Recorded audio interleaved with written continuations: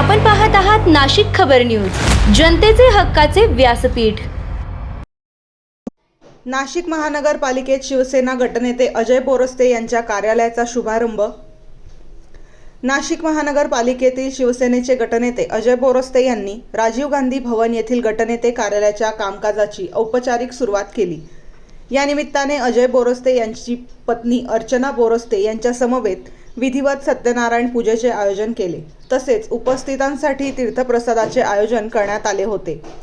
या शुभारंभ सोहळ्यात शिवसेनेचे उपनेते विजय करंजकर, माजी आमदार बाळासाहेब सानप, उपमहापौर विलास शिंदे, मविचे सरचिटणीस नितीन ठाकरे, नाना महाले, भक्तिचंद दास महाराज, लक्ष्मण सावजी, रंजन ठाकरे यांची प्रमुख उपस्थिती होती।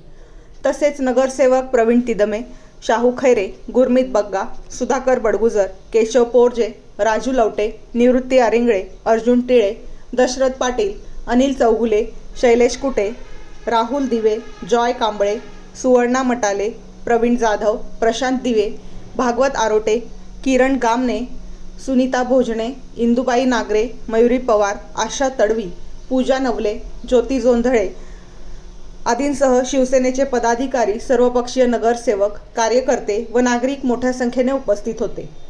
यावेळी उपस्थित मान्यवरांनी अजय बोरस्ते यांना शुभेच्छा देत गटनेते म्हणून त्यांच्या पुढील कार्यकाळासाठी शुभेच्छा दिल्या। नागरिकांच्या प्रश्नांना प्राधान्य देत कामकाज अधिक गतिमान करण्याचा निर्धार यावेळी व्यक्त करण्यात आला। तसेच या आनंददायी सोहळ्यास सर्व उपस्थित होते।